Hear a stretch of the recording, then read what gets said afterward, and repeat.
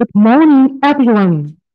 Thank you very much for attending the APASU 2024 Kyoto, the Center of Hepatology.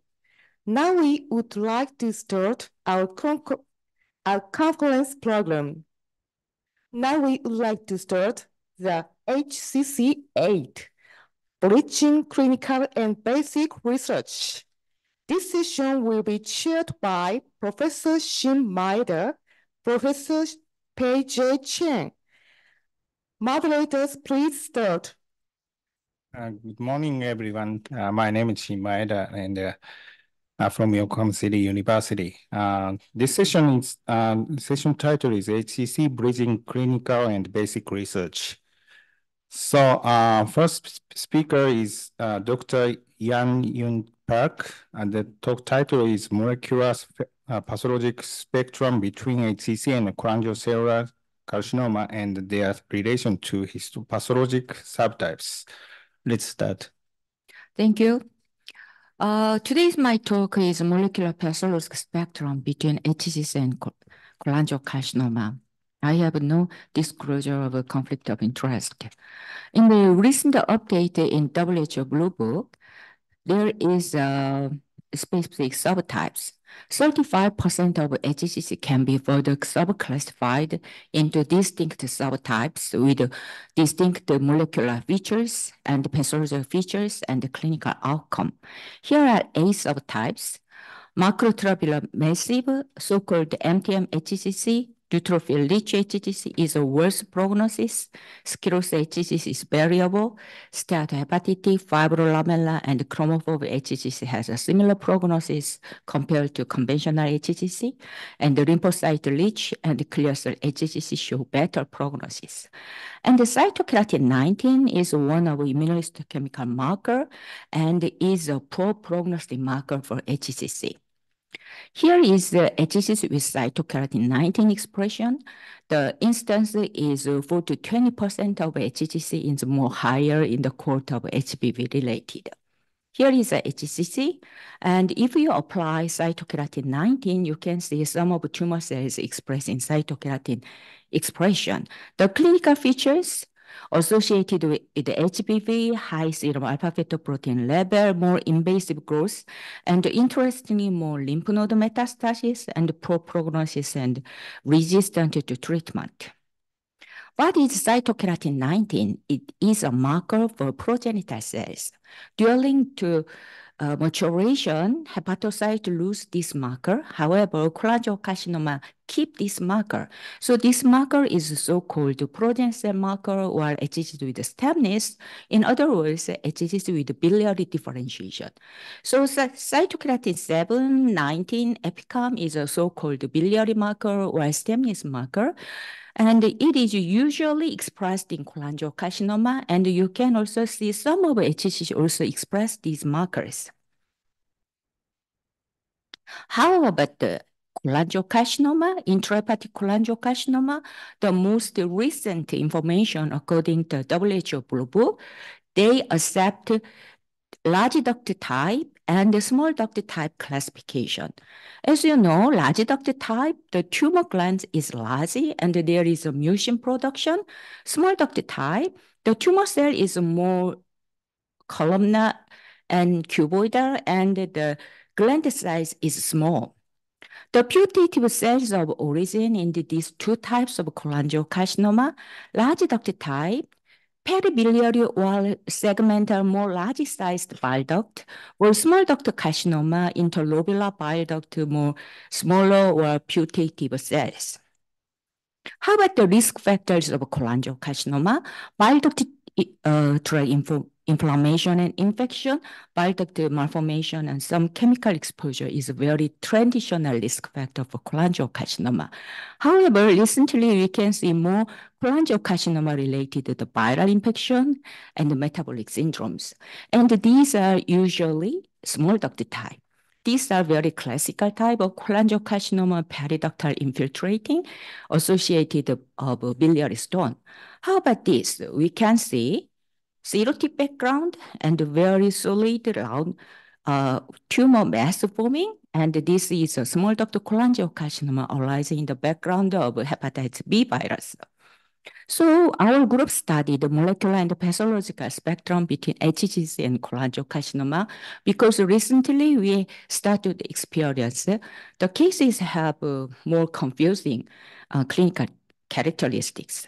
We studied liver cancer around 300 cases and multiomics clinical analysis and experimental analysis. We analyzed these HCC and cholangiocarcinoma, and we found 4 distinct groups. And LC1 and LC2 are pathologically HCC. And LC3 and LC4 are pathologically cholangiocarcinoma, no doubt, very clear. And LC2 is more closely located to HCC group, so we call HCC-like cholangiocarcinoma-like HCC. In LC3, we call HCC-like cholangiocarcinoma. We analyzed all molecular pathological characteristics. In LC2 group, you can see, compared to very typical HCC, embryonic stem cell signature, while stem signature is more highly expressed, so-called HCC stem-like feature. And most different metabolism is a bile exit metabolism between LC1 and LC2. So primary bile exit metabolite and secondary bile exit metabolite are different. And we can see bile formation by pathology, and there is a significant difference. And we also studied the bile exit transporter. CYCL1B1 is so-called ATP1B1, is a transfer for bile exit. And we found that among 44 putative transcript factors, HNF4A expression showed a significant alteration.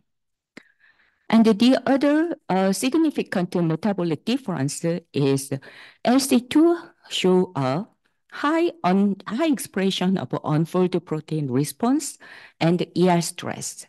And AGR2 is a ER stress related oncoprotein. It is highly expressed in LC2 group. And another difference in pathologic subtype, we can see high instance of macrotrabecular massive subtype in LC2.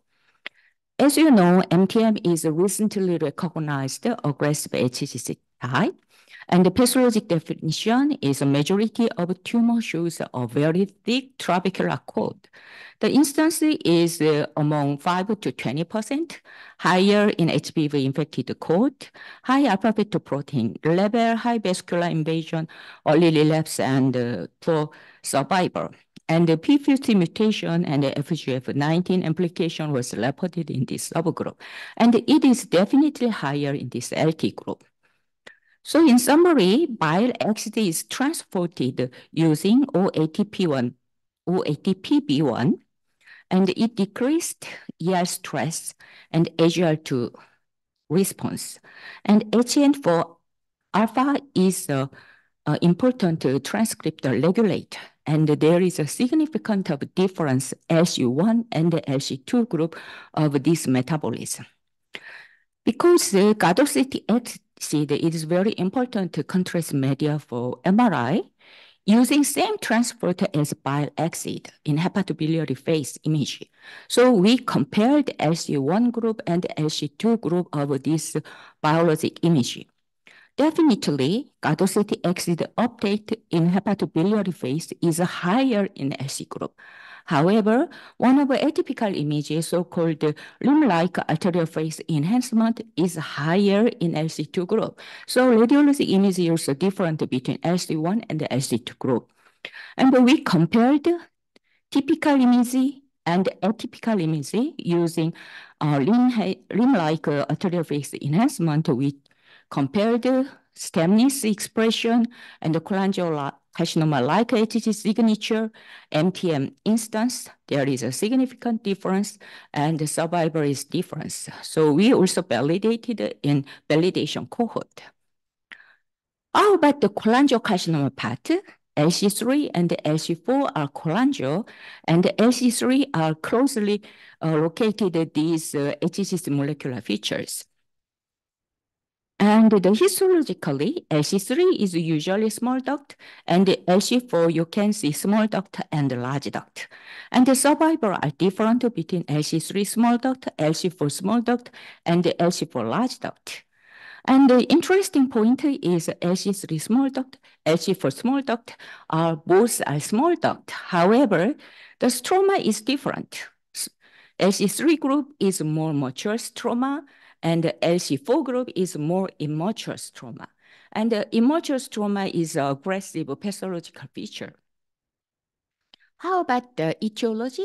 Hepatitis B virus, obesity, and DM are significantly different.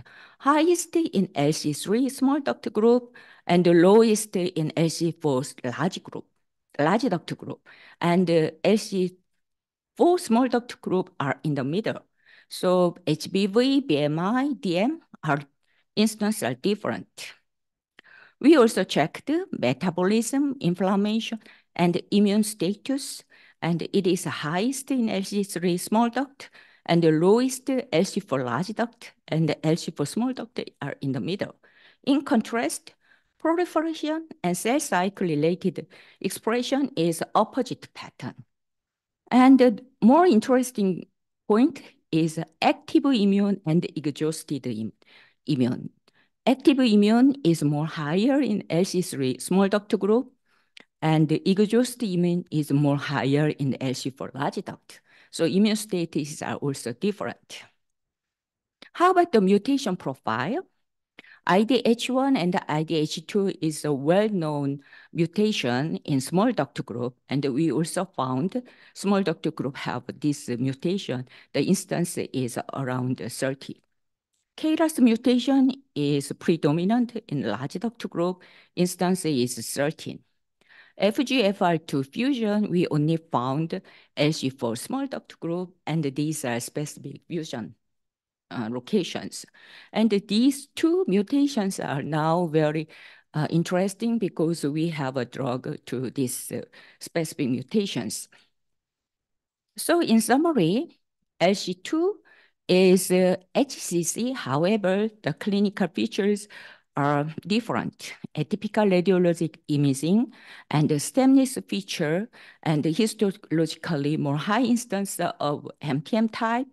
Bilex metabolism is lower. Instead, ER stress, chromosomal instability is higher, AGLT expression is higher, P53 mutation is more high instance. So not good HCC group, poor prognosis. Still HCC, but the behavior is not typical. How about the LC3 small duct group? Mature stroma and glucose and lipid metabolism is higher, more activated immune, ER stress is lower, and the specific mutation of IDH1/2 and also FGFR2 fusion in small duct group. So there is a spectrum of HCC and cholangiocarcinoma, and this group, if you see impression of HCC, however, the pathology laboratory, it is a cholangiocarcinoma, usually the small duct type, cholangiocarcinoma. This type, it is HCC, but usually very aggressive behavior, sometimes behavior like mimicking cholangiocarcinoma. So there is some spectrum. How about the radiopathology correlation in these days? Here is another our group study. We studied atypical HCC expressing irregular limb-like enhancement in MRI. And MTM subtype, cytokeratin 19 expression, and specific vascular type, sinusoid-like type, show related to atypical radiology imaging and more aggressive pathological and poor prognosis. Tumor differentiation poor, and vascular invasion is more higher. Tumor necrosis, fibrous trauma is more higher.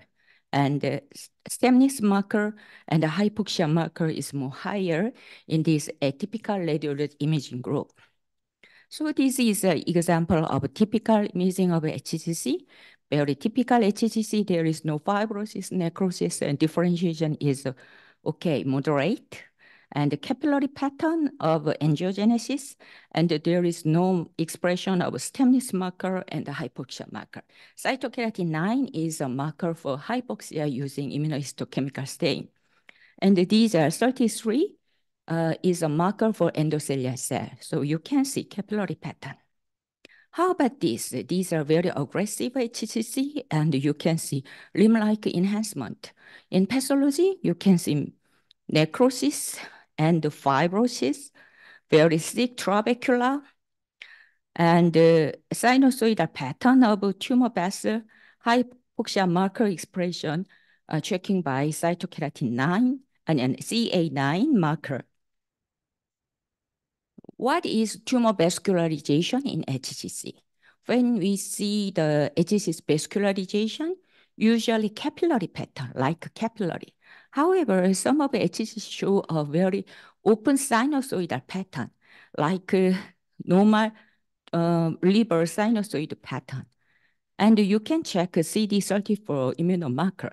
If this sinusoidal pattern is predominant, so-called vessel encapsulating tumor cluster subtype, it is a recently recognized HCC subtype with very aggressive behavior.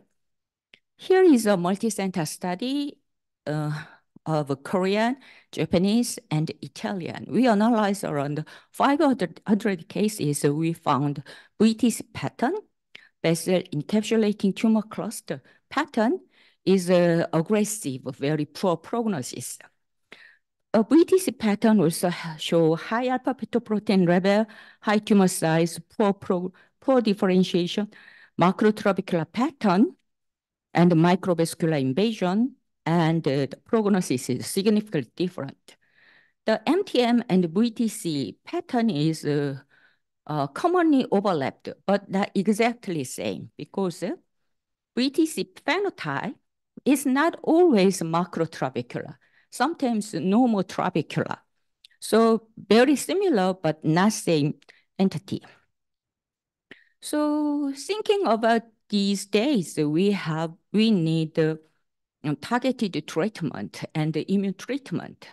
But currently, we don't have enough markers for this newly development treatment response.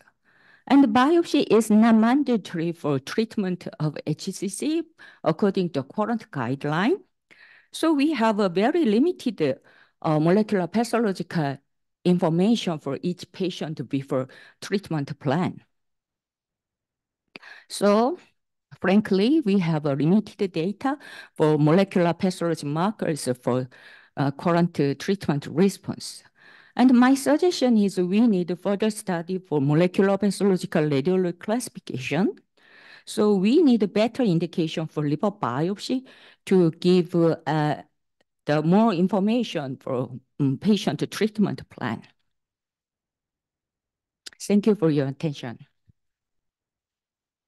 Thank you very much. This presentation is open for discussion. Thank you. It was a nice presentation. I'm Michelle from Kinta University. And I want to ask one question. Do you examine the DNA methylation pattern across your classification? DNA methylation pattern? No. Because I'm very curious, because some mutant could act as an epigenetic modulator, and it might induce difference of the tumor microenvironment. So I'm very curious. I fully agree that will be a very interesting and important point. In these days, the Korean government insurance supported the NGS panel examination. However, the panel does not cover methylation. Oh, okay. Thank you. Thank you very much. So next. Thank you for an excellent talk. I'm Xiu Huiye from National Taiwan University. My question is that, in addition to the somatic mutation, do you think that HBV infection or integration will drive the HCC into LC1 or LC2? Yeah, I fully agree. Technically, HBV integration site identification is not easy. And for pathological diagnosis, we only can use the NGS panel, so we have no data. But I agree, it is an interesting point.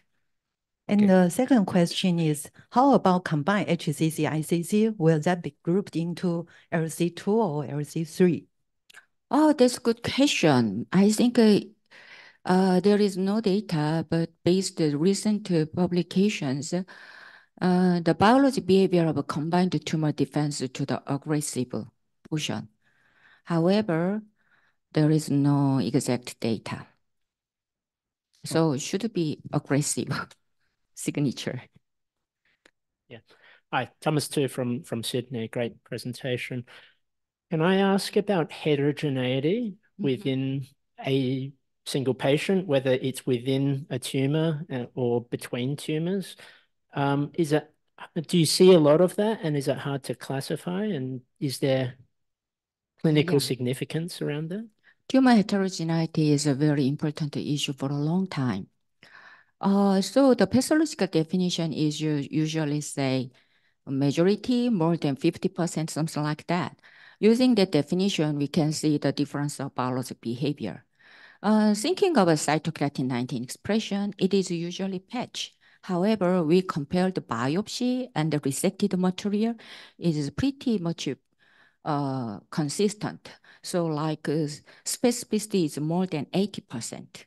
And the prognosis is still worse in the biopsy material expressing cytokeratin 19. So tumor heterogeneity important issue, but the current pathologic definition, I think it works.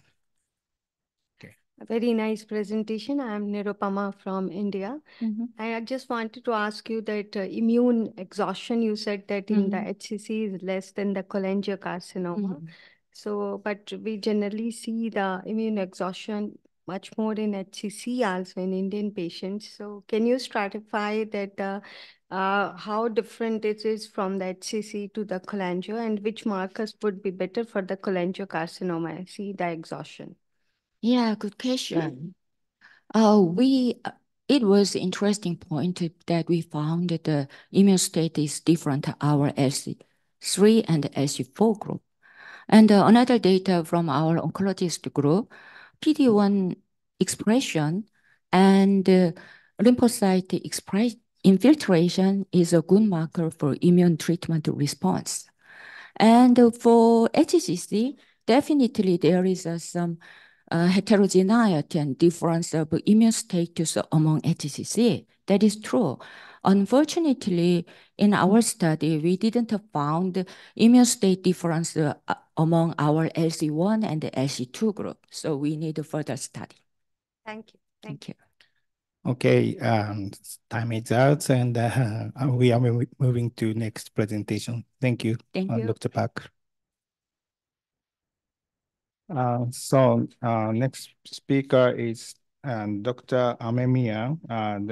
The presentation title is Establishment of Genome Analysis Center from Genome Analysis to Clinical Practice in Hepatocellular Carcinoma. Please start. I would like to start my presentation titled Establishment Genome Analysis Center from Genome Analysis to Clinical Practice in Hepatocellular Carcinoma. There is no COI in this study. At first, please let me explain about my hospital. It is located in the center of Yamanashi Prefecture, west of Tokyo, and famous for Mount Fuji, and serves as a cancer center for Yamanashi Prefecture. In October 26, Yamanashi Prefecture Central Hospital was designated as a prefectural-based hospital for cancer treatment. Since then, we have registered nearly 29,000 cancer cases in the cancer registry system. After then, in 2013, Ambulatory Therapeutic Cancer Center and Genome Analysis Center was established. Since after establishment of GHC, we have actively conducted cancer genome analysis to improve patient outcomes. The figure was created using our cancer registry data from 26 to 2022. The Kaplan-Meier curve is divided into 5 periods. HCC data showed in the upper right corner. This data is managed by dedicated full-time staff trained in the cancer registration and statistical analysis. The information is accessible to all staff and it's variable for both clinical and research. At GHC, we can analyze various cancer tissue and liquid biopsy sample using NGS. We have streamlined the process. After obtained informed consent, cost-free order of blood and tissue samples for analysis can be conducted with a single click in the electronic medical record. Additionally, our dedicated staff on the same floor manage DNA extraction, sequence analysis, and subsequent secondary statistical analysis. Genomic testing with National Health Insurance is also performed at GHC. Clinical sample preservation system of fresh tissue is cooperated with pathology division. We preserved over 1,000 samples. Liquid specimens are collected at the blood collection room mainly. These samples are centrifuged and separated into the precipitant and supernatant. As shown in this slide, the total number of specimens is over 40,000. Detailed samples are shown on the slide. By FY 2022, we have analyzed over 40,000 samples, leading to the publication is 124 peer-reviewed papers. Furthermore, these findings have been shared at 408 academic conferences, establishing a system for both research and clinical studies. About HCC, we have completed genome analysis of 198 patients with 355 samples. In this session, we will focus on the multiple hepatocellular carcinoma at first. HCC is commonly multiple tumor occurrence, distinguished between intrahepatic metastasis and multicentric recurrence is challenging in clinical setting. We address this issue through genomic analysis focusing on Wnt beta-catenin pathway. Tumor nodule with aberrant Wnt beta-catenin signaling pathway showed characteristic pathological feature, abundant bile production, shoot duct formation, imaging finding, high EOB MRI signal, and low ICI response. We performed NGS using in-house HC panel targeting 72 SMGs, including Wnt beta-catenin signaling pathway. We analyzed a total of 190 patients, including 122 cases with solitary nodule and 68 cases, totally 193 nodules with multiple occurrence. First, we will show the result of solitary cases. I apologize for a little bit busy slide. The figure shows a part of an oncoplot of solitary HC nodule. On the left slide, we will show the representative signaling pathway function and their associated gene. Oncogenic variants are indicated in the pink, while non-oncogenic variants are shown in the light blue. The top section includes information on the etiology and the tumor size.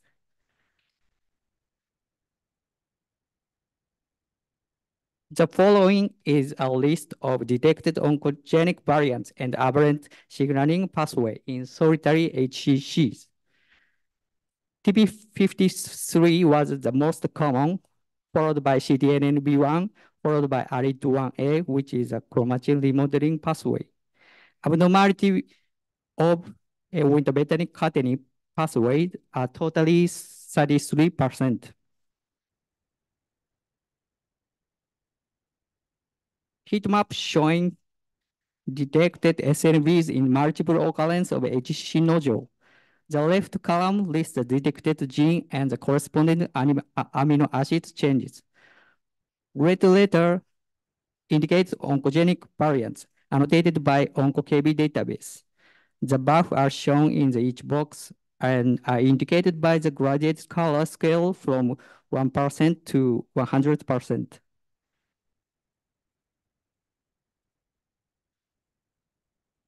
We present a diagram highlighting the frequent abnormality of TP53 and winter beta-catenin signaling pathway. Among the 197 nodules, 44 cases exhibit winter beta-catenin abnormalities. Furthermore, among the 68 cases, 30 cases has a winter beta-catenin abnormality in at least one nodule, but subsequently, only 4 cases consistently exhibit winter beta-catenin abnormality, while the remaining 26 cases had other type of variants. About 1/3 of solitary nodules show the abnormality of winter beta-catenin pathway. In real life, a serious occurrence of HCC is so common. The change of driver variant often occur from nodule to nodule. In HCC, driver variant vary from nodule to nodule, which can be leading to different in treatment response. Thus, multiple occurrence HCC cases personalized to tumoroid therapy is required, I think.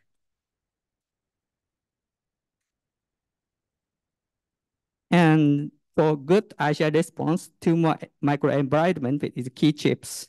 We show the preliminary data of IGH analysis of solitary tumor about genomic profiling and time. We show the macroscopic image of the left H stain of the H site on the middle, genomic profile on the left. In the intranodular, genomic heterogeneity was rare in this case. However, time analyzed by Excel or CyberSort has shown the diversity within the same tumor. These RNA-seq data will be verified in the future, including the reproducibility in the future problem. Next topic is genomic comparison between primary and recurrent nodule.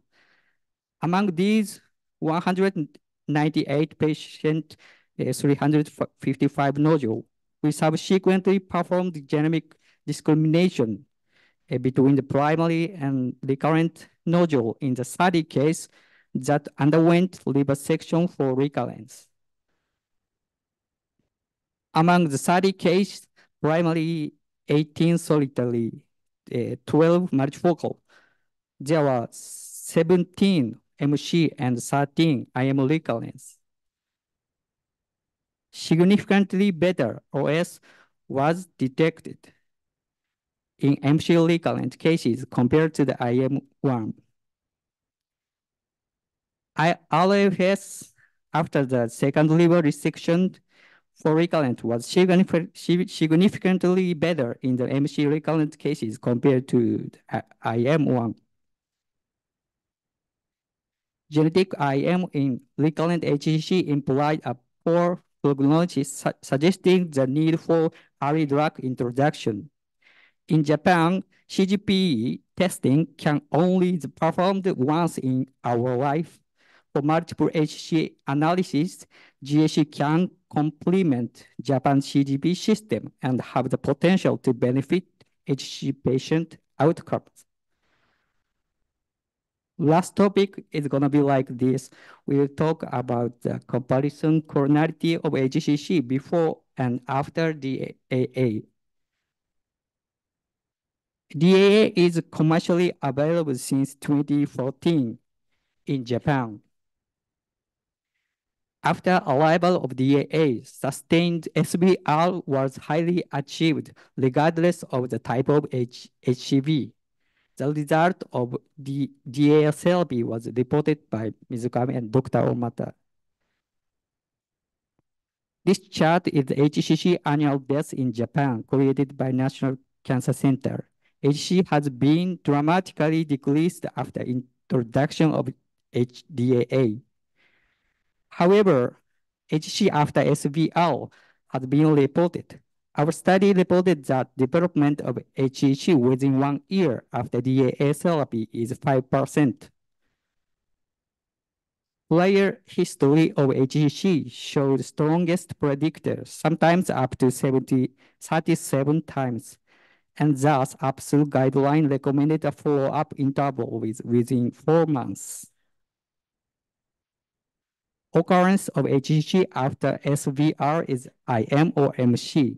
It is easily interpreted that the tumor could be a residual from inadequate treatment. Therefore, we analyzed the multiple HCC before and after DAA to confirm the origin of genomic profiling. We analyzed the HCC before and after DAA, totally 4 cases to 10 nodules. Analysis of genomic profile showed that all HCC after DAA treatment were MC pattern. Although we need a validation in a large number of the cases, it suggests that residual tumor is not a high-risk factor. In our institution, post-SVR HCC are found to be small in size of AHOC data.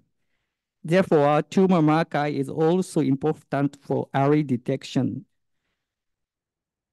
Previously, AFP-L3 was that it could not be measured when the AFP value was less than 10 nanogram per milliliter. Recently, highly sensitive assay system was developed, which enabled AFP-L3 measured in the range of AFP less than 10 nanogram per micromilliliter.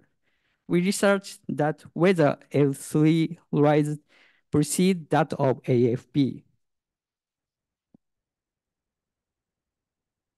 We prospectively followed 600 SVR patients. In summary, the results show this one is L3 rising cases. Both rising type is 3 cases.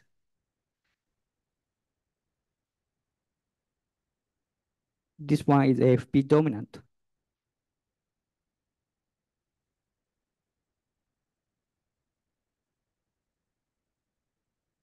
In summary, the results showed despite AFP was less than 10 nanogram per milliliter, AFP L3 rises sharply.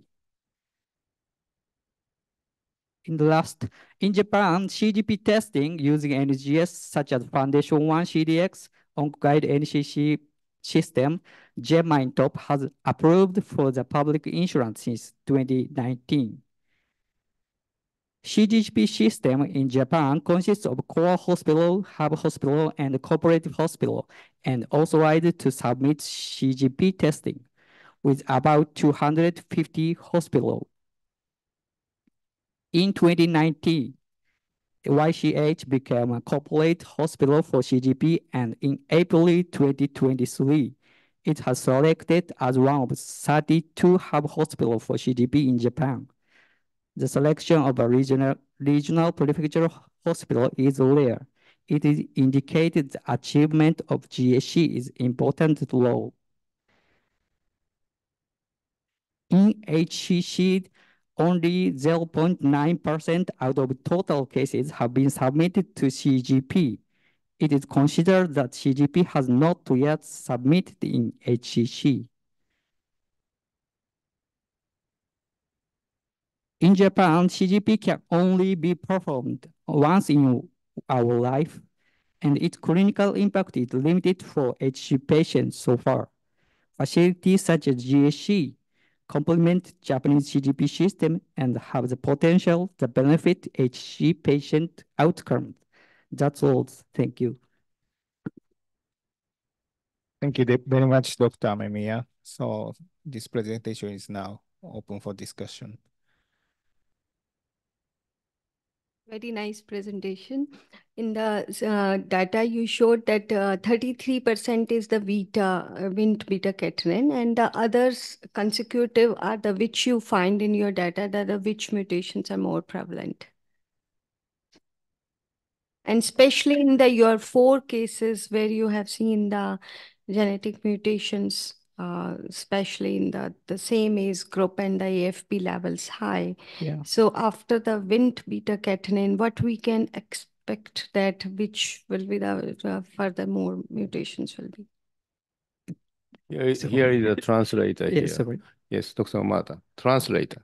Hello. Well, TP53 pathways, the other ones, more dominant ones. So the message is that there is a switching, one driver and switching to TP53, and then one driver switches to the AKT. So people are saying like 30% beta-catenin pathway abnormalities, but if you pick an individual one, even in the same patients, that change. So the cancer, especially hepatocellular carcinoma, is very complicated. That's why he said that instead of personalized, should be tumoralized therapy needed. That's the message. Thank you, Dr. Umata. Thank you very much. Oh, thank you very much for your nice lecture. I have a simple question. The biopsy timing to get the genomic profile timing. You said in Japan only one time to get the tissue genomic profile check. So when is the appropriate timing to get the genomic profile in your HCC treatment? Yeah,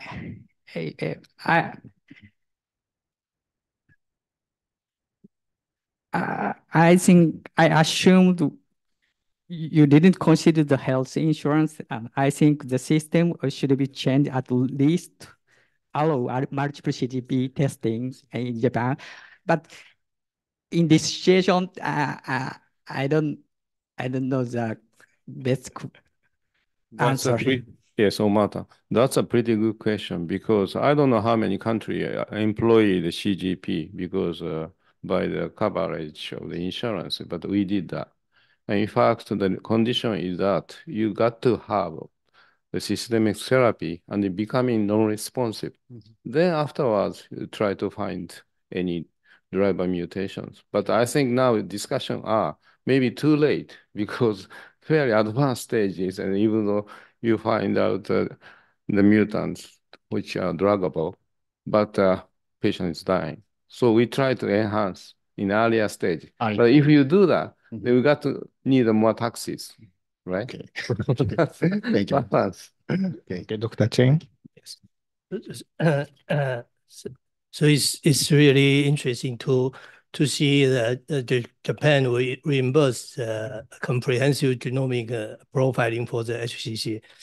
But however, in the absence of the effective molecular target for the HCC, this profiling for HCC is maybe not informative. Only very rare external genotype, but this is a very small percentage. It's very important to think about that whether we should wait or it's just only for the research at this stage, not for the clinical use. Yeah, about that too. I think not because of you, because of hepatocellular carcinoma. Because unfortunately, there are not many druggable ones. That's why people knows about. Even though sending 65,000, only a few cases of hepatocellular carcinoma. So even though there's a huge number of the paper published, but the clinical applications, if you think about, the people knows about. So there are so many cases like lung cancer, OBGY, and such, but it's unfortunate. Don't blame him. I will blame you I think we don't blame him. We just a discussion the timing for the CGP for the HCC, whether this is a cost effectiveness, right? Oh, so it's a good starting, and but hopefully we can see the mature into the clinical use in the future year. Okay, good. So, okay, thank you very much, Dr. Amemiya. So our next speaker is Dr. Xu Maida. Dr. Maida now is a professor in the Yokohama City University, and he has been working on the HCC for and also the related experimental study for years. So let's welcome him for a very exciting lecture. Yes, please. Thank you very much, Chairman. My talk title is NAFLD, and NAFLD becomes a promoter of hepatocellular and cholangiocellular tumors in mice. So, no COI. So, it is epidemiologically clear that metabolic dysfunction associated steatotic liver disease, MASLD, which is an increasing trend in recent years, accelerate hepatic inflammation and hepatocellular carcinoma. However, it is unclear whether MASLD affect the cholangitis or development of the cholangiocellular carcinoma, CCC. The aim of this study is to confirm the promotion of MAFLD in hepatocarcinogenesis and to investigate whether MAFLD promotes cholangitis and the development of cholangiocellular tumors in mice. So this slide shows the mouse model of hepatocarcinogenesis. So first one is chemical carcinogenesis model, and the second is a genetically engineered model, such as HBX and HBS and RAS. And third is implantation model, such as orthotopic xenograft. So in this study, we used the RAS transgenic mice model. So RAS is activated by several receptor tyrosine kinases, such as EGF, VEGF, and PDGF, and transmits the signals into downstream molecules, such as MAP kinase, PI3 kinase, and NF-kappa B pathway. RAS pathway is frequently activated in HCC, and the sorafenib and the lenvatinib are RAF, PDGFR, and the VEGFR inhibitors, and very effective drugs for HCC. So we made active RAS, KRAS mouse by crossing LOX KRAS mice with albumin-free transgenic mice. And this mice tumors start to be visible after 5 months, and about 40% of mice showed macroscopically positive tumors at 8 months. However, the tumors are mostly AFP negative dysplastic nodules or well differentiated HCC at 8 months. So we used two MAFLD model. First one is high-fat diet model. We fed high-fat diet into these mice from 2 months old to 5 months old, and they evaluated histology after 5 months high-fat diet. So this slide shows the results, and in the normal mice, at 8 months old mice, only 50% of the mice showed that liver tumor. However, by the high-fat diet model, 100% of the mice showed the very massive liver tumor, suggesting that the high-fat diet promotes hepatocarcinogenesis. We used the second model, the PIK3CA transgenic mice model. And it is reported that the PIK3CA, liver-specific PIK3CA mice showed the MASH similar to humans. we crossed the active KRAS mice with these mice and evaluated at 5 months. And as you can see, the albumin liver-specific PIK3CA mice showed very severe fatty liver, but without we didn't see any tumors. However, the KRAS cross with the PIK3CA mice showed very massive tumors. So suggesting that MAFD and promote hepatocarcinogenesis. And this is short summary. And a high-fat diet promotes KRAS-driven hepatocellular tumorigenesis. And PIK3CA induced MASH promotes KRAS-driven hepatocellular tumorigenesis. So I want to switch to the cholangitis model. This slide shows the mouse model for cholangitis. First is chemically induced models, and the second is genetically engineered models. In this study, we used E-cadherin knockout mice, which we established previously. So what is E-cadherin? The E-cadherin is maintaining cell-to-cell physiological attachment by generating adherence junction. The E-cadherin acts as a sensor of surrounding environment by participating in the intracellular signaling through the interaction with several molecules such as Wnt beta-catenin, low GTPases, and MAP kinases. So we made the liver-specific E-cadherin knockout mice by crossing E-cadherin flox mice, CDH1 flox mice with albumin-free transgenic mice. So this slide shows the at 8 months old mice, and we can see the periductal fibrosis resembling primary sclerosing cholangitis in E-cadherin knockout mice. So reflecting this, the total bile acid and the ALPs increased the E-cadherin knockout mice.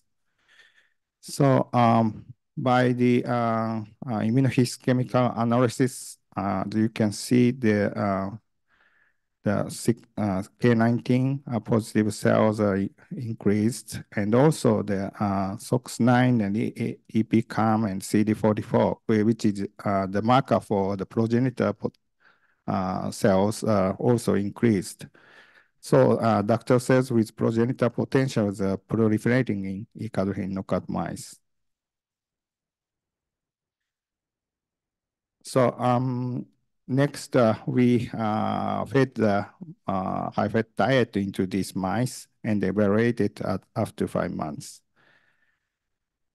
So this slide shows the AT staining of the mice, and as you can see, the high-fat diet promote the inflammation and also the ductal reactions. So by the immunohistochemical analysis of the SOX9, CD44, and CK19, the high-fat diet showed the increased number of these cells compared with the normal diet mice. These results suggest that the high-fat diet promotes ductal reaction and inflammation. So we previously reported that the albumin-free mice active during the embryonic stage. So we don't know which cells the hepatocyte or ductal cells are important for this phenotype. So therefore, we wanted to determine whether the increased ductal reaction is associated with epithelial cells or hepatocyte to delete E-cadherin only in epithelial cells or hepatocyte. We crossed E-cadherin flox mice with a K19-free ERT mice or albumin-free ERT mice. And we injected the tamoxifen at 6 weeks old mice and sacrificed the 12 or 18 weeks mice. So this slide shows the result of the CK19 ERT mice. As you can see, these mice increased ductal reaction induced by high-fat diet is maybe due to bile duct epithelial cells. So, but however, very interestingly, even by the hepatocyte-specific the E-cadherin knockout mice with high-fat diet, we can see also the CK19 positive cells, not only periportal area and but also the zone 2 area. This result also suggests that the increased ductal reaction induced by high-fat diet may be due to not only this bile duct epithelial cells, but also hepatocyte. So we wanted to further analyze the role of E-cadherin in liver tumorigenesis. So the E-cadherin knockout mice crossed with KRAS active mice. At 8 months old mice, as you can see, the E-cadherin knockout mice with KRAS active mice showed 100% of the tumors, whereas the only KRAS mice showed 40% of the mice showed their tumors. And by the histological analysis, the half of the tumor showed the hepatocellular carcinoma, but other is the other shows CK19 positive like a CCC component, whereas the only KRAS mice showed liver hepatocellular component as previously slide. So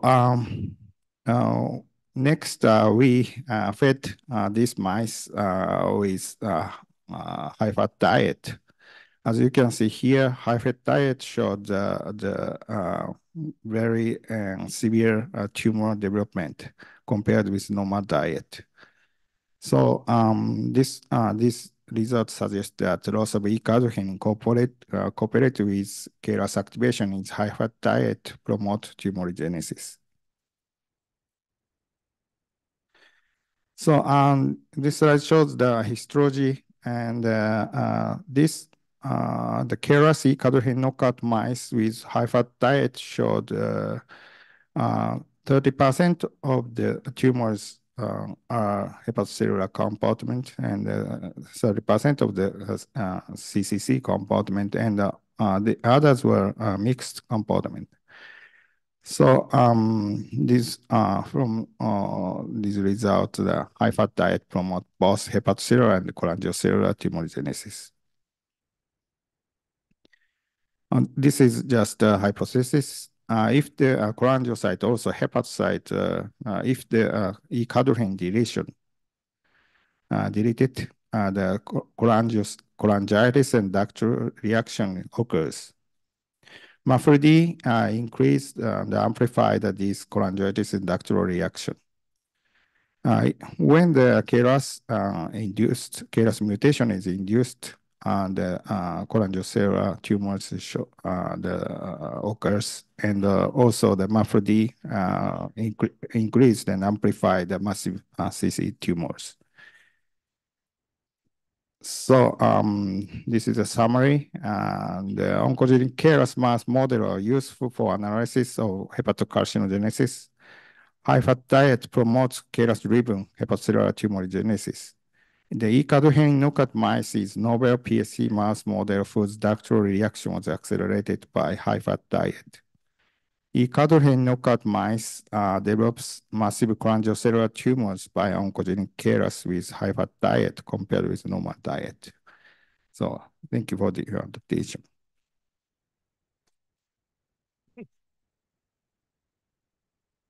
Thank you for this lecture. Now it's a topic open for discussion. Any question from the audience? Yes, please. Thank you for the nice talk. I just wanted to ask you, did you find does the type of a fat make a difference, and there's a threshold of effect of amount of fat or the type of fat? Does it make a difference? Sorry, I can get the type of the fat, different type of the fatty acid, or the amount. What type of fat? The amount of the fat. just the food. Yes, different. But I mean, unsaturated, saturated. What type of fat is there an effect of any type of fat and the amount of fat which would promote hepatocarcinoma? So actually, I don't know. This is the typical high fat diet yeah, many people are using. So okay, sorry. Yes. Hi. Good morning. Yes, yeah, please. Thank you for the presentation. In your very first model, you were using the KRAS mutant mice, and then you expose them to high-fat diet. I'm just wondering whether in the actual pathogenesis of the HCC, does KRAS mutation happen after the exposure to high-fat diet or before? So the KRAS is expressed from the actually the embryonic state, right. And high fat diet, we start the high fat diet from the 6-week or to 8-week old mice. So the KRAS is the first, and after I don't know that maybe the 12 weeks after start to KRAS, we fed the high fat diet. So therefore, my question is whether this will mimic the actual pathogenesis of the disease. Okay. Yeah. Yeah. We have to do the KRAS mutation after the birth. So in the clinically, maybe KRAS mutation is the very late stage. So we have to do that. Yes, please. Very nice talk. I was wondering, in your ECAD knockout mice, do you see change in hyposignaling because there's a lot of cell-cell interaction and mechanism transduction happening? So when you knock out ECAD, do you see activation of hypo? And could that explain oncogenic behavior? So we saw the just a beta catenin activation by the E-cadherin deletion, but it is very difficult to see. And I think that in liver, E-cadherin doesn't work as a oncogene. So I don't know that. Of course, for example, in the stomach, the E-cadherin deletion is act as oncogene. So, but I don't think they're in liver. This is Carmen Wong from University of Hong Kong. Very fascinating talk and very sophisticated mouse models. Just want to follow up by like on the KRAS G12D, right? So usually it's found in cholangiocarcinoma in human, and in your model you show that it developed. The mutant developed into HCC. So could you comment on the consistency with mouse models and human, and so then we can learn from you to establish the models? Actually, there's almost a very small number of the people show the KRAS mutation in HCC in humans. So, but I just but this pathway is definitely activated also in humans. So. That's the reason why we use this model. But so yeah, we need to use the other model, and I don't know the care. So we didn't see any type of the cholangiocellular carcinoma in that model. So we don't know yet. Thank you so much. Thanks. Thank you. Thank you. Any additional questions? Dr. Omata. Yes, Omata, please. Omata, it's pretty much well known that hepatocellular carcinoma doesn't have anything to do with KRAS, or in many cases. But I think interesting part is that you put more fat into the rat mouse model. Then you had the cholangiocellular carcinoma, which is very important because people talking about the relation between NASH or MAS2D with hepatocellular carcinoma, but maybe this may open the new ways to discuss about the cholangiocellular carcinoma, because no one is really discussing and studying how the cholangiocellular carcinoma occurs. So maybe it's related to the NASH or MAS2D. I think this may open, and also the cholangiocarcinoma carries a lot of mutation of KRAS. So I think that's another aspect. Thank you very much. Yeah, yeah, he's my boss and very nice. Thank you. So maybe you can think about the LC2 type, as Professor Park just mentioned, the HCC with cholangiocarcinoma phenotype. Yeah. Okay. If there are no more questions, let's give Professor Shida first. Thank you very much. Okay. We'll move to the next talk by Dr. Nishida. Dr. Nishida now is a professor in the Kendai University. He studied the HCC and also the genetics, and also especially the epigenetic in the HCC. So this will be a very interesting topic. Yes, let's welcome Professor Nishida. Thank you for giving me the opportunity to have a talk here. And I want to extend my heartfelt thanks to the Professor Shina and all those involved in this meeting.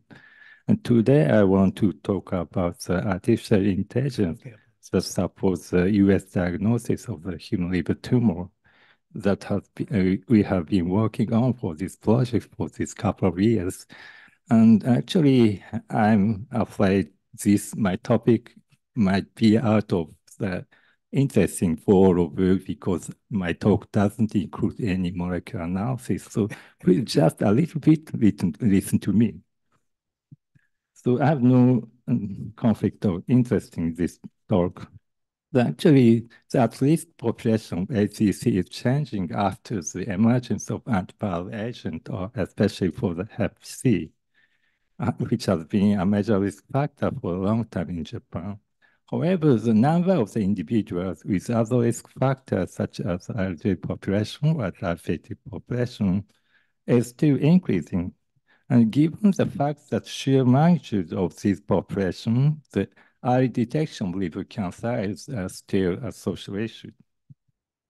And despite the advancements of antiviral therapy, on the other hand, however, a low but persistent risk of HCC still remains even in the cases where the hepatitis is cured or controlled. And currently, considerable number of these patients at the relatively low risk of HCC are followed up the general clinic, which has not specialized for the liver cancer care. In addition, currently the US examination is widely implicated in many clinical facilities in the local clinic because of its non-invasiveness. And although many individuals at risk of HCC, such as elderly or HCC positive after SVR and inactive CHP and alcohol consumers, all these patients are mainly reported at the general practice clinic. But early detection and accurate diagnosis of a liver tumor is sometimes challenging for those who are not proficient in the US examination.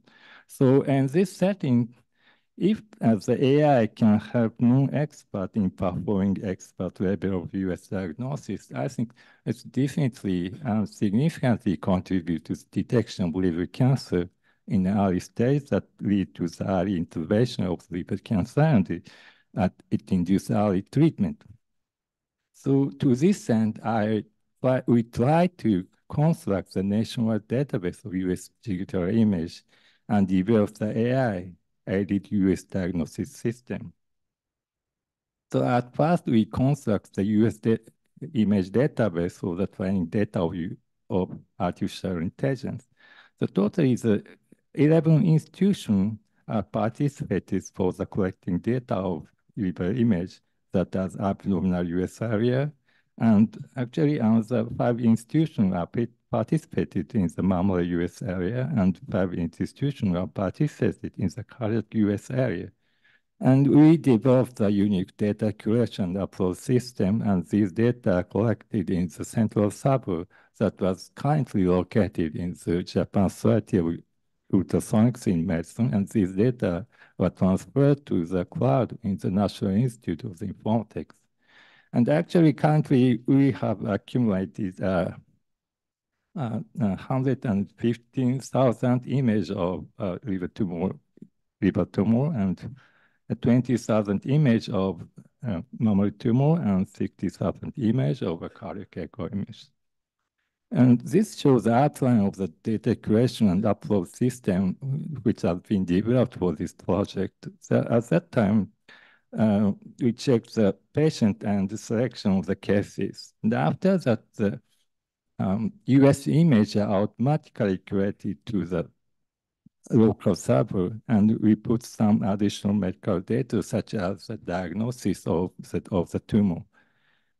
And after that, anonymization automatically takes place, and the data transferred to the uploader and is sent to the central server, central server, and ready for the training data of the artificial intelligence. So this green image shows the our curation system, and we can use this system on the terminal of the medical record. The process of the development AI include the two processes. That first is the detection of tumor in video image, and next is classification of tumor in the stereo image. So we separate the detector and classifier separately because of in the view of the learning accuracy, and something is up here. And at first, our AI aimed to classify 4 types of liver tumors that exist: hemangioma, and HCC, and metastatic tumor. Excuse me, something is up here.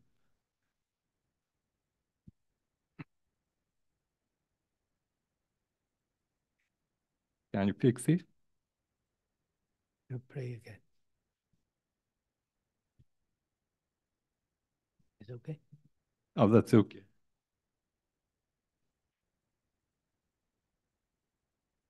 Then we want to move my talk to the classification of liver tumor. That is the development of classifier. So we developed the 5 classifiers for this study. The first is trained with 24,000 liver tumor image, that is model A, and 57,000 liver image model B, and 70,000 image model C, 83,000 model D, and 104,000 image was trained for the development of model 1. And the diagnosis used for this training data are confirmed by the liver biopsy, contrast enhanced CT, contrast enhanced US, or EOB MRI. And here we show how processing of data processing for the training data. This is a US image. So we put the region of interesting square on the tumor lesion and trimmed out the tumor image. And this tumor image, we perform the data augmentation so that the number of the image from each type of tumor are approximately the same. And we use this data for the training of the VGGNet-based convolutional neural network that consists of 16 to 90 layer depths. And this depth depends on the volume of the training. So we show here the learning curve regarding the diagnostic accuracy for four-class classification and benign malignant classification. As you can see, after the training with 60 to 700 image, the learning curve reaches plateau. And finally, After the training with 104,000 images, the accuracy of four-class classification reached 89%. And regarding the benign and malignant classification, its diagnostic accuracy reached 93.7%, and sensitivity and specificity for the malignant diagnosis is 89.7% and 95.7%. So based on this learning curve, we stop the learning because we should have enough performance for this model. And this this image shows movie image shows the artificial intelligence that differentiated liver tumor in the BMO still image. This is a case of the hemangioma, so we put the square on the tumor lesion. So the and estimated probability are automatically shown here. As using this classifier, we just compare diagnostic accuracy between AI and physicians. Regarding the four-class classifications, that accuracy by AI is around 80 to 90%, but accuracy from the expert physician is around 70%, and that from the non-expert is around 60%. And regarding the benign and malignant discrimination, the accuracy from the AI is almost 19%, and that from the expert physician is around 80%, and that from the non-expert physician is around 60%. So the AI outperforms the human expert in the diagnostic accuracy in this classifier. So next we talk about the detection of liver tumor, that is the development of detector. So we applied YOLO-V5 algorithm for the detector, and this is a total number of the training data. It's 75,000 liver image were applied to the training of the YOLO-V5. The data are divided into 8:1 ratio for the training, validation, and test. And after the training and validation, the image were applied for the estimation for the region by AI. And this shows a recall and precision curve. And using YOLO-V5, the recall and precision and F1 score is, all of these scores are more than 90%. So we think this is a practical model to detect the lesion from the movie image. So this slide shows the screen image of the detector. As you can see, the tumor was detected in the boundary box, yellow boundary box, and estimated probability are shown here. And very interestingly, this detector detects a small region of metastasis of HCC before RNA procedure. The main tumor was detected here by AI. However, as AI also detected the very small lesions that close to the main tumor. And we refer to the EOV MRI and found that both main tumor and this small lesion shows a defect in the EOV accumulation. It suggests that this small lesion is also HCC and may probably the metastasis from the main lesion. So it is possible that AI detects a small metastasis of HCC, and this small lesion was missed by the human expert physician. So we think this is a practical AI for supporting the tumor detection. We also added the additional function for the detector. In addition, for YOLO-V5, we combine the deep thought. The deep thought is the algorithm of the objective tracking. This enables the tracking of the region that is temporary out of the image, out of the screen, and reappear. So and I think this is a very interesting function because AI doesn't know this is the same tumor or reappear tumor is answer tumor from the answer tumor. So, and this function might be helpful for the beginners because it might be sometimes challenging for non-experts to consistently track the targets.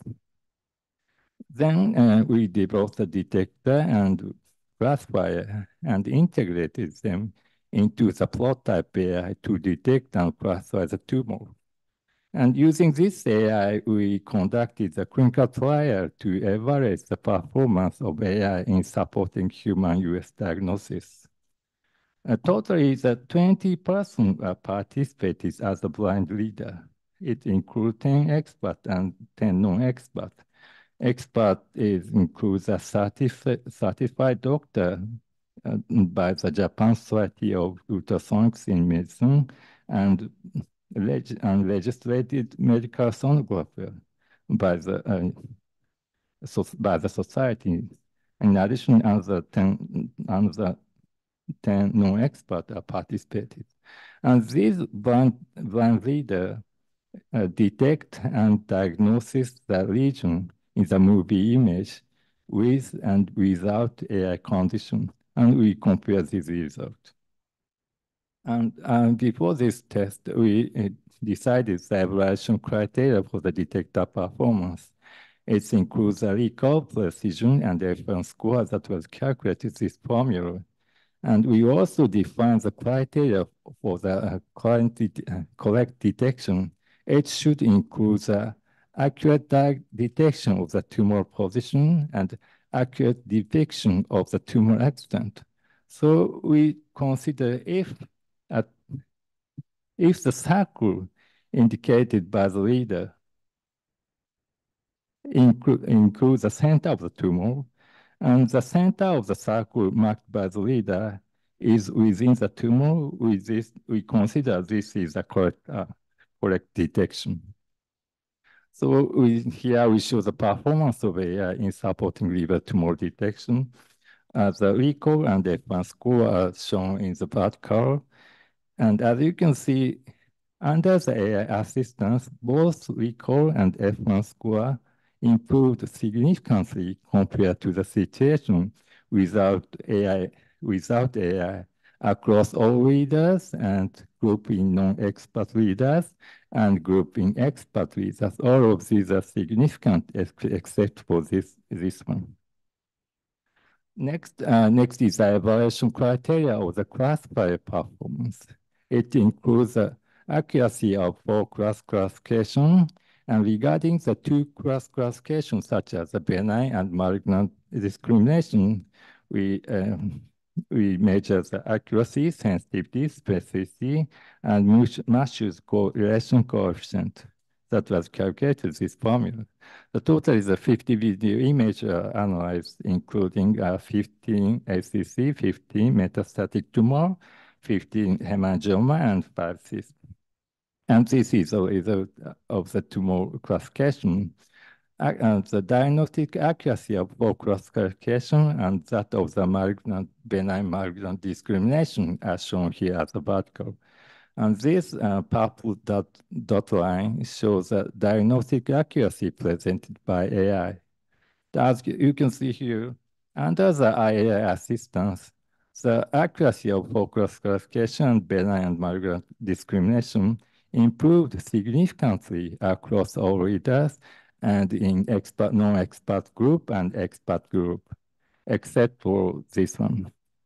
Under the AI assistance, accuracy is close to that of the diagnostic accuracy presented by AI. We also show the improvement of other parameters related to the classification of each type of the tumor. Under the AI assistance, the accuracy, sensitivity, specificity, and Matthews coefficient improved in the diagnosis of HCC, in the diagnosis of metastatic liver tumor, diagnosis of hemangioma, and cyst. So currently, we think that this AI show enough performance to put this product on the market. Next, we want to talk about the AI that diagnoses the intrahepatic cholangiocarcinoma because as the topic of the previous talk, the incidence of ICC is increasing recently, especially in Asian area, and it might become a social issue. As you can know, the ICC is a relatively rare tumor compared to the other type of tumor.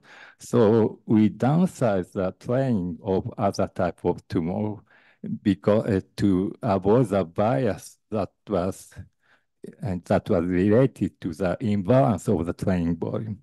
So the total number of training data is still small, and current current performance evaluation by tenfold cross validation is accuracy for class classification is 71.5%, accuracy of benign and malignant discrimination is 88.1%, sensitivity to the malignant tumor is 90%, and specificity 83.1%. So as everybody knows, that the training volume is still too small. It's insufficient and we are now collecting data for the AI training. And this is a screen image of the classifier of this HCC model. We put the center on the tumor, and the estimated probability automatically shown here. That is estimated probability of HCC is 96%. And we combine the previous detector with this classifier in series and makes a model that detects the HCC and classifies the HCC as shown here. As you can see, the estimated probability between HCC and metastatic liver tumor is still fluctuating, so we need more learning data for this model. So this is the final slide. We construct a database for AI training with liver tumor image and mammary tumor image and cardiac tumor image. And these data are applicable for the AI training for the research purpose. In addition, we are now transferring these data to the certified operators designated by the next generation medical infrastructure law. And that allows the company to use this data. And this situation, we can make a conjoint and joint research of AI with company for the market. We are currently developing another AI for such as the diagnosis as HCC as a type of liver tumor, breast tumor, and heart disease. We believe this AI can be implemented in the society as a software as a medical device. And we consider this AI should contribute to the standardization of the quality of US diagnosis in Japan. And we also have a strong aspire to expand the market of this AI in the Asian area and in the world. That is, thank you for attention. Thank you. Now, this topic is open to discussion. Yes, Thomas. Thanks for the really exciting data. I had a question about the lesions that are misclassified by the AI. Did the humans also misclassify them as well? Or are there things that humans are still pretty good at? It depends on the case by case. Some cases the human is correct and some cases AI correct, but the majority, the expert diagnosis and human and AI diagnosis is the same. So actually the AI can act as a supporter for the human. Yes, Dr. Dai. Thank you for your excellent talk. First of all, we correct the image, we single image rather than video. So how long should we correct the video for the study? The study, actually, the length of the video is around 10 seconds. 10 seconds? Yeah. Okay, thank you. And the other question, when you test the doctor, the human with AI, did you use the video or image? Video data. Video? Yeah. Thank you. Yes, Dr. Seiki. Very much for your nice lecture. I have a question.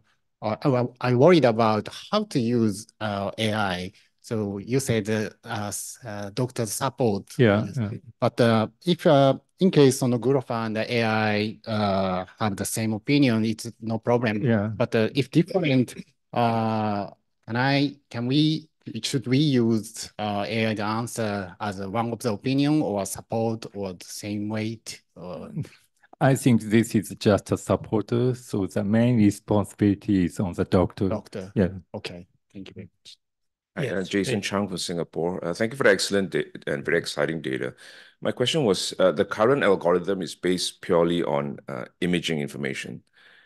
Is there, or have you incorporated any additional clinical information? No. So this is just purely imaging. Yes. So do you think then, if we incorporate clinical information, like, for example, if the patient has a fever or the patient has already diagnosed with colorectal carcinoma, would it improve the performance further? I think it improves the performance, but our opinion is AI should look the another aspect of the image.